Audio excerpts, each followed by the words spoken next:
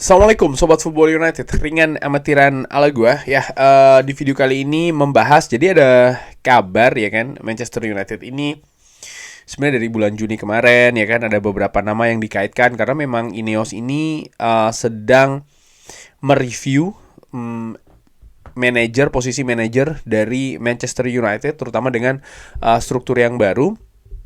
Dan sebelum mereka menentukan tetap bersama dengan Erik ten Hag, mereka ini melakukan menurut gua pekerjaan yang sangat luas sekali, di mana mereka dalam tanda kutip menyingkirkan dulu ya status manajer dari Manchester United yang dipegang oleh Erik ten Hag dengan secara terbuka. Menurut gua bahkan mereka yang melakukan proses pencarian dengan menemui banyak nama. Ada 7 nama, bahkan lebih dari 7 nama yang ditemui secara langsung maupun dengan perwakilan. Artinya memang ya mereka, seperti yang beberapa kali gua katakan, ini seperti memulai proses dari awal lagi.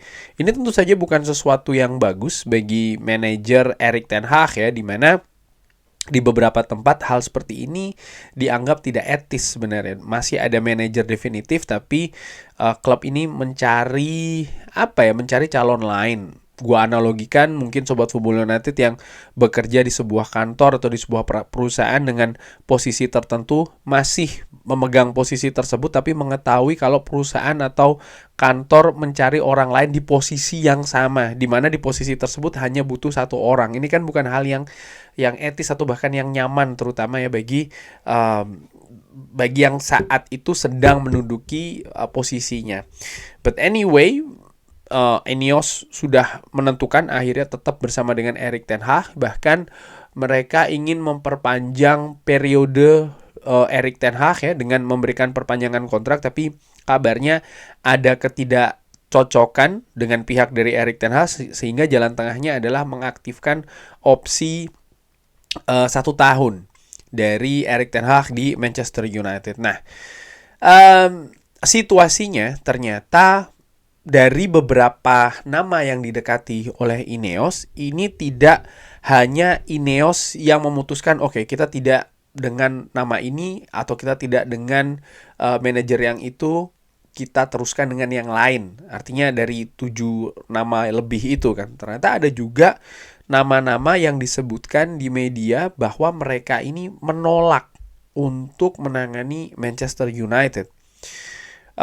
Dari yang berkembang ya, dari beberapa kabar yang gue dapatkan juga dari sosial media, paling tidak ada 3 nama nih yang sudah terbuka, dikabarkan bahwa mereka menolak posisi manajer Manchester United, yaitu adalah Sebastian Hoeneß dari Stuttgart ya, VfB Stuttgart.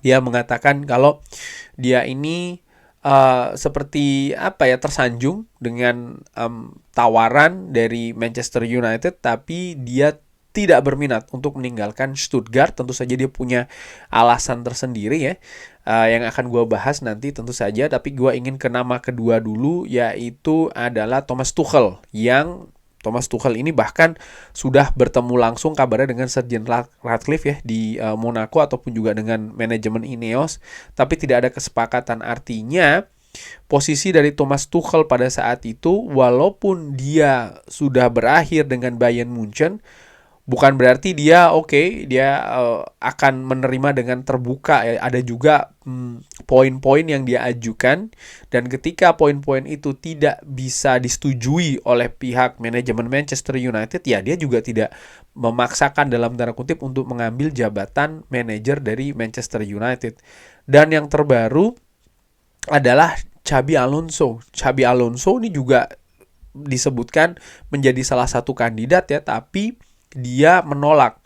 Yang ditolak bukan hanya Manchester United, tapi juga kemungkinan ke Liverpool, karena ada pertimbangan lain juga. Dan salah satu hal yang disebutkan di media juga ya, bahwa Xabi Alonso ini seperti disiapkan untuk bisa ke Real Madrid. Namun intinya 3 nama ini diberitakan di media menolak untuk bisa ke Old Trafford. Dari situ gue melihat bahwa Manchester United ini klub besar ya.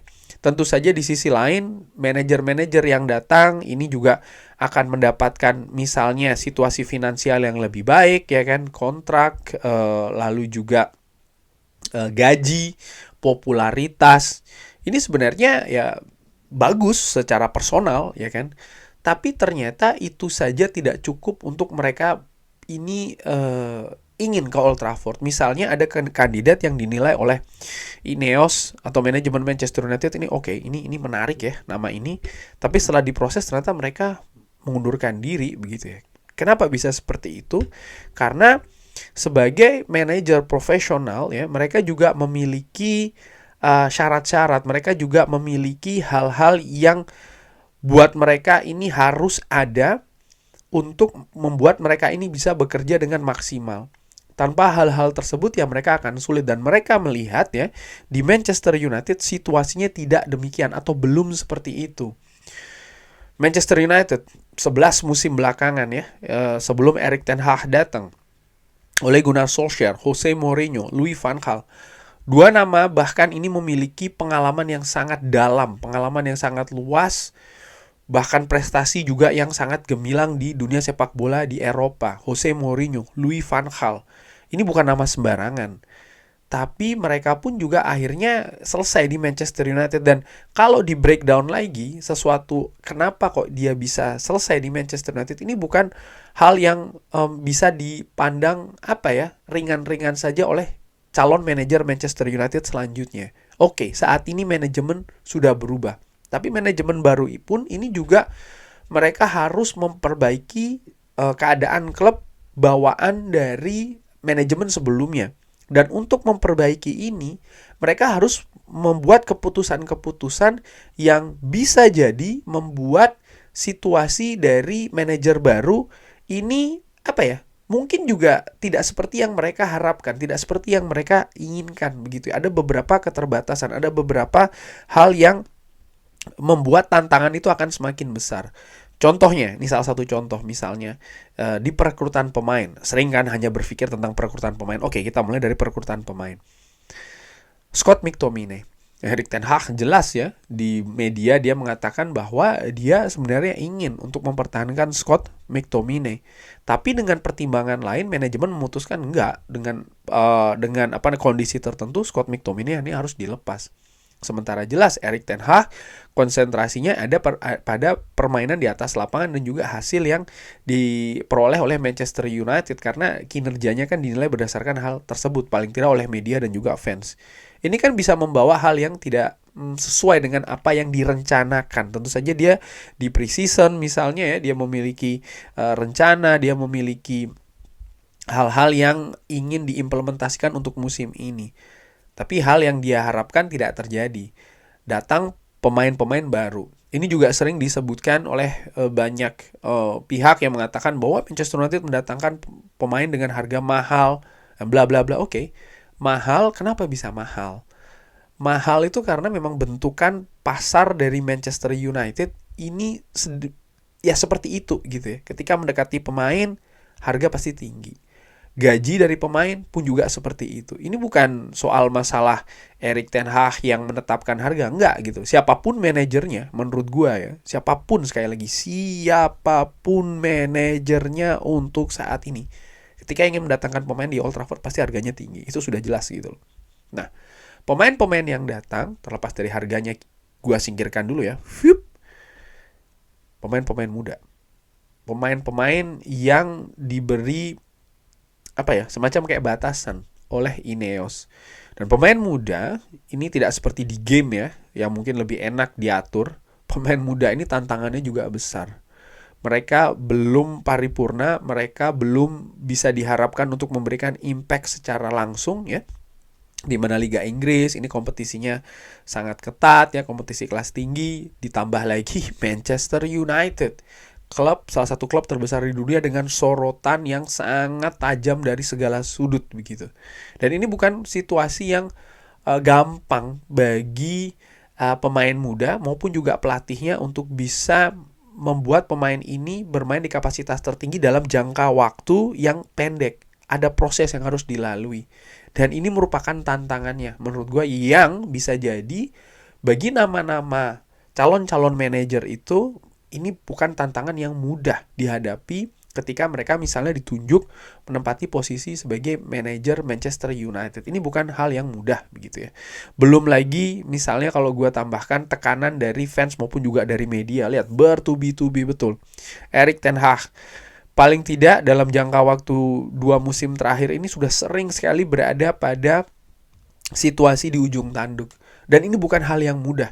Dimana sejauh ini yang gue bahkan bisa gue katakan gue kagumi ya, dengan tekanan yang seperti itu dia tetap bisa fokus, dia tetap bisa konsentrasi untuk mendapatkan apa hasil yang harus dia peroleh.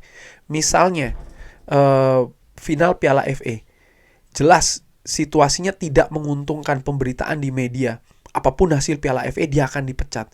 Ini kan bukan hal yang bukan hal yang enteng-enteng saja menurut gue. Ini bisa berpengaruh ke situasi mental ya, psikis, karakter, konsentrasi untuk mempersiapkan squad. Bahkan pemain-pemain yang menerima kabar ini di dressing room pun juga ketika mereka melihat ada gestur ataupun ada gaya komunikasi yang tidak meyakinkan misalnya dari sang manajer, rencana bisa berantakan di atas lapangan. Tapi dia bisa membalikkan itu semua. Lalu kemarin menghadapi FC Porto dan juga menghadapi Aston Villa, kembali lagi ada di posisi seperti itu, ya kan? Dan dia lagi-lagi bisa lolos dalam tanda kutip dari situasi yang sangat sempit. Dan gue berpikir ini bukan hal yang mudah dihadapi oleh manajer manapun ya yang ada di situasi yang sama dengan Erik ten Hag. Ini tidak mudah begitu. Kalau gue refleksi misalnya terkait pertandingan Jose Mourinho dan juga Ole Gunnar Solskjaer, di mana di situasi yang hampir sama, ya squad justru berantakan bermainnya. Ujung-ujungnya ya hasil negatif, mereka selesai di Manchester United.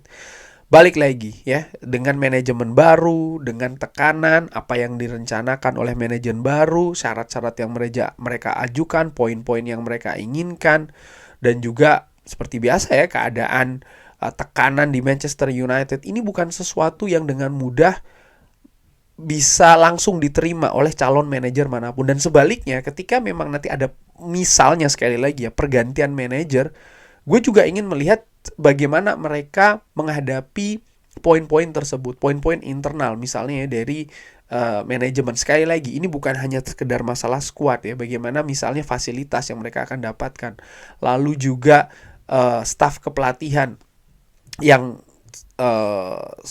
manajemen bisa support, dan hal-hal lainnya. Menurut gue, bagaimana mereka melihat hal ini dalam mempersiapkan tim untuk meraih kemenangan. Lalu tentu saja juga ya tekanan ya dari pers, dari media. Ini menurut gue kalau gue bandingkan misalnya dengan Liga Italia, dengan Liga Belanda, Liga Spanyol, Liga Prancis, Liga Inggris ini berbeda. Situasi media yang mengemas bisa menjadi sebuah tekanan bagi seorang manajer, ini levelnya berbeda begitu ya menurut gue.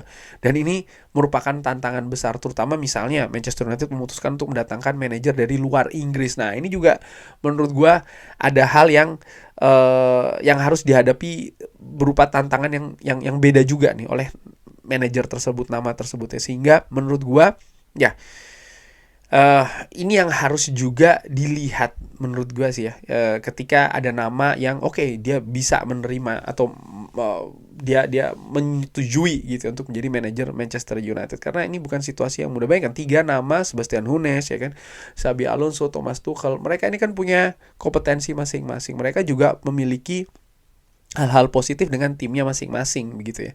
Tapi ya mereka menolak begitu, karena memang menurut gua menjadi manajer di Manchester United intinya adalah ini berat begitu, sangat berat sekali. Walaupun dengan manajemen yang baru, tapi mereka baru juga bekerja, dan ini mungkin bisa jadi juga poin lain yang calon manajer itu lihat ya.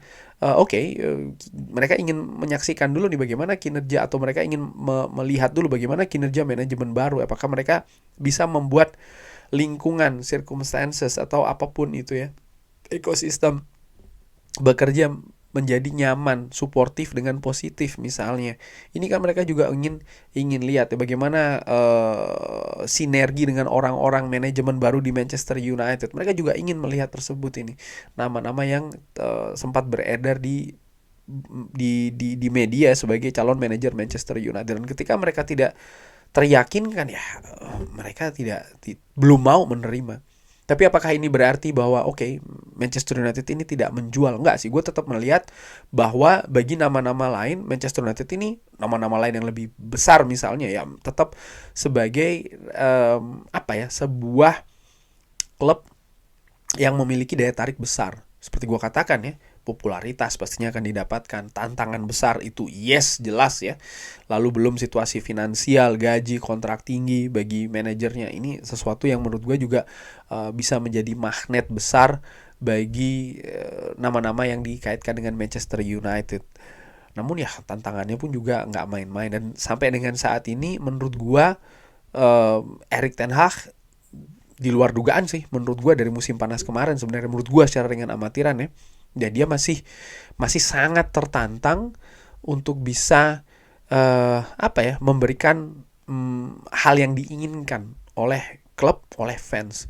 Dan jelas ini semua tidak mungkin tanpa yang namanya proses, dan menghadapi proses itu tekanannya ternyata juga sangat besar sekali.